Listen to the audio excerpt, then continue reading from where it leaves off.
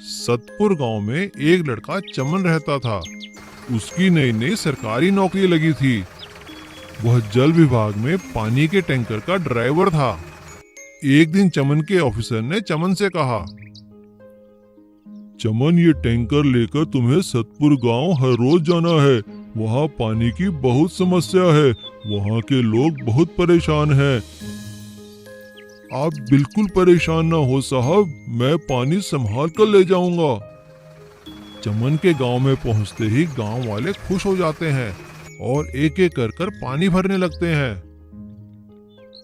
अरे चलो भाई चलो, अच्छा हुआ भगवान ने हमारी सुन ली। पानी का टैंकर आया है। कितने दिन हो गए पानी देखे बिना। हाँ भाई हाँ, तुम ठीक कहते हो। पानी के बिना जीना तो कितना मुश्किल है। यहाँ ना तो कुएं में पानी है ना नल में। हमें बस इस टैंकर का ही सहारा है। अब चमन के रोज गांव में आने से गांव वालों को कुछ राहत मिली। एक दिन गांव के सरपंच ने चमन को रास्ते में ही रोक लिया। अरे भाई चमन, कैसे हो? मैं ठीक हूँ सरपंच जी, आप कैसे हैं?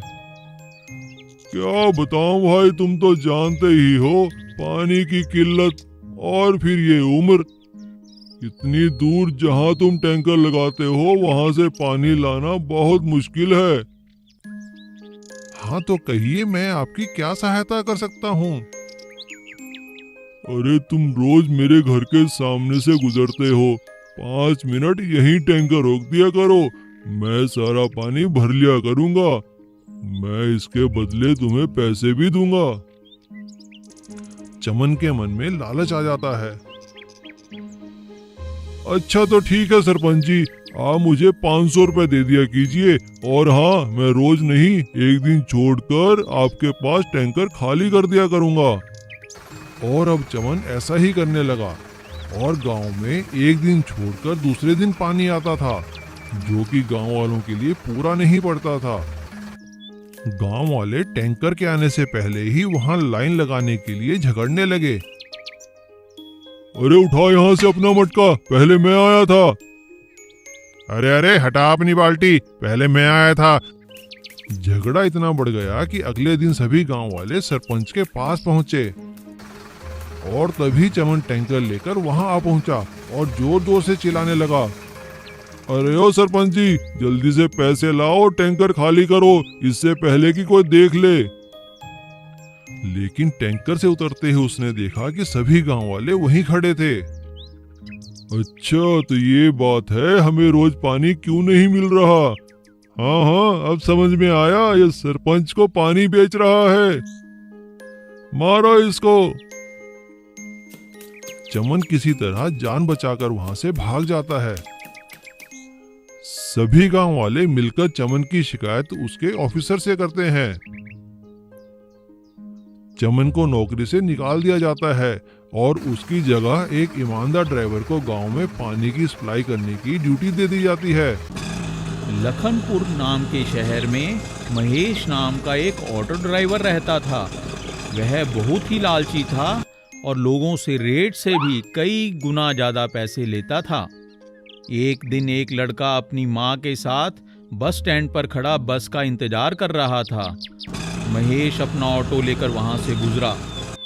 ये लोग तो इस शहर के नहीं लगते, इन्हें जाकर पूछता हूँ। क्या हुआ माताजी? मेरा नाम गौरव है, ये मेरी माँ है। हमें गंगा कॉलोनी जाना है। हम यहाँ पर नए हैं और बस के इंतजार में खड़े हैं, लेकिन काफी देर से बस तो आ ही नहीं रही। अरे साहब, बस या कार कुछ नहीं मिलेगा। वैसे भी मौसम खराब होने वाला है और रात का समय भी होने वाला है, इसलिए मैं आपको ऑटो में छोड़ दूंगा। गंगा कॉलोनी काफी दूर है, आइए मैं आपको छोड़ देता हूँ। और महेश ऐसा ही बहाना करके लोगों को बस स्टैंड से ले लेता और कहता कि कोई बस या कार नहीं मिलेगी। इस तरह से लोगों को झूठ बोलकर वह ज्यादा पैसे कमा लेता। एक दिन उसे एक आदमी मिला। वो आदमी भी बहुत चालाक ठग था। ऑटो ऑटो, कहिए सर, कहाँ जाना है? मुझे गांधीनगर रोड नंबर 1 पर जाना है। अरे वो तो पास ही है, लगता है आज मेरी अच्छी भूनी हो जाएगी।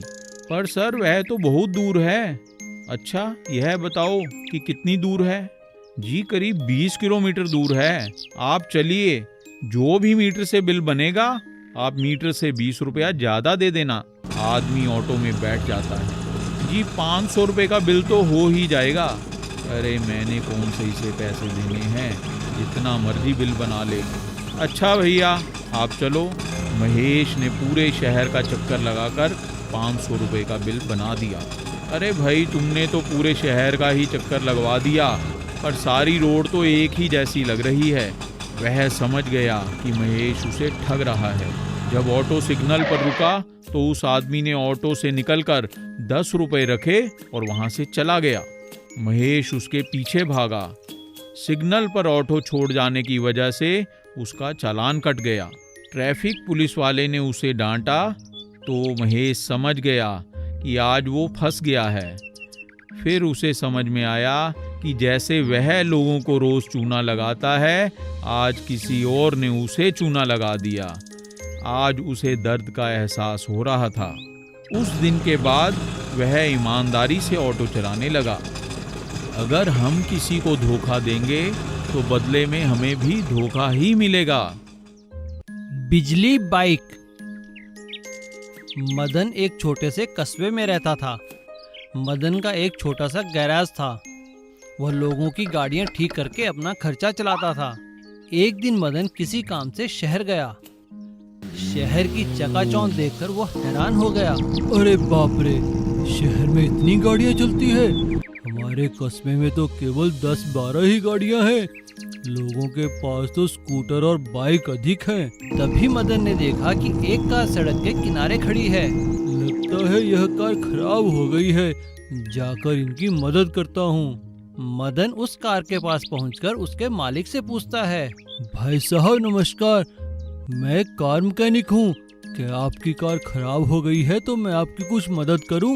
मदन की बात सुनकर कार मालिक कहता है, अरे नहीं ऐसी कोई बात नहीं, यह तो पेट्रोल खत्म हो गया है, मैं इसीलिए यहाँ खड़ा हूँ। तो क्या आप पेट्रोल लेने जाएंगे? अरे नहीं ऐसी बात नहीं है, मैं खुद एक मैकेनिकल इंजीनियर हूँ। मैंने अपनी कार में एक बैटरी फिट की है जिसे बिजली से चार्ज करने की जरूरत होती है। जरूरत पड़ने पर यह बैटरी मेरे काम आ जाती है।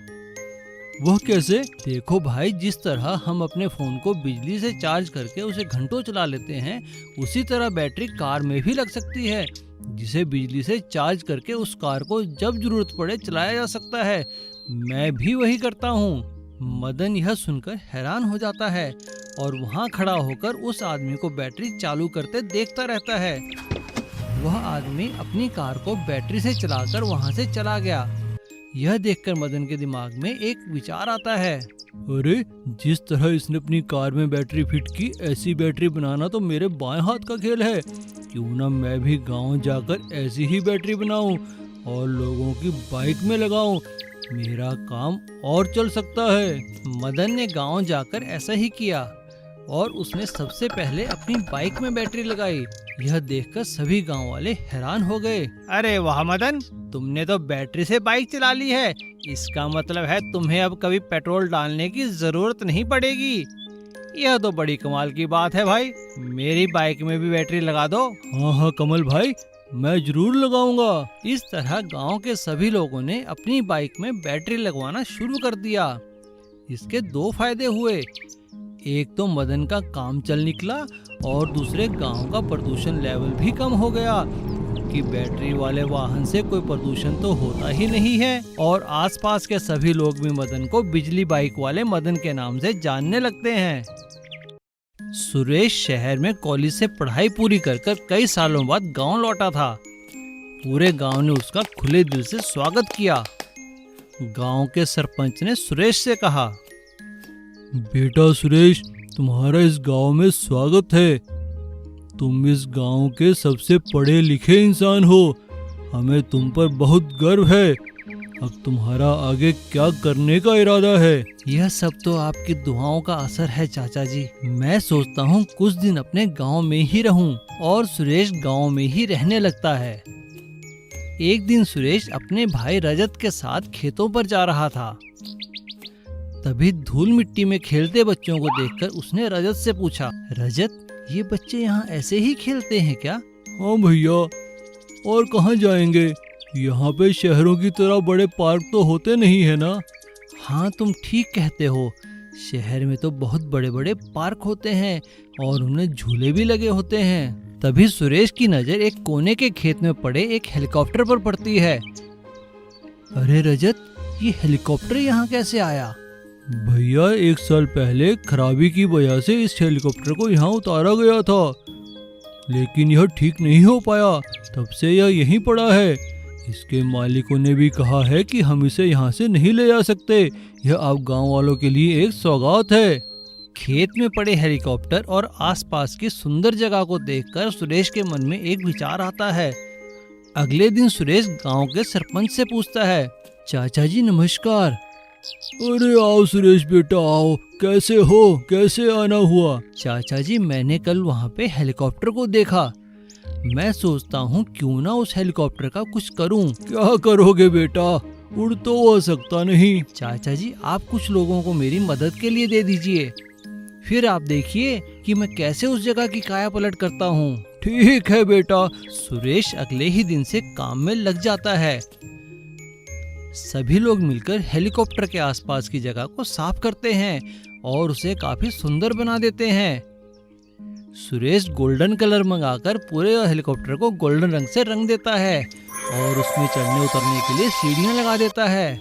1 हफ्ते बाद वह सरपंच जी को वहां बुलाता है। आइए सरपंच चाचा, देखिए मैंने इस जगह की कैसी काया पलट की है।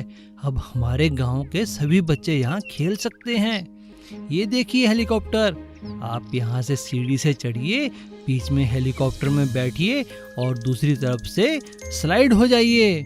आपको लगेगा जैसे अब हेलीकॉप्टर से लैंडिंग कर रहे हो। सुरेश के कहने पर सबसे पहले सरपंच जी उस हेलीकॉप्टर में चढ़कर देखते हैं।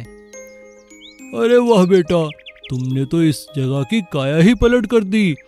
बच्चे इसे देखकर अब बहुत खुश हो रहे हैं। तुमने तो वाकई में इसको गोल्डन हेलीकॉप्टर बना दिया। और अब सुरेश के गांव के पार्क को सभी आसपास के लोग गोल्डन हेलीकॉप्टर वाले पार्क के नाम से जानने लगते हैं। Please subscribe.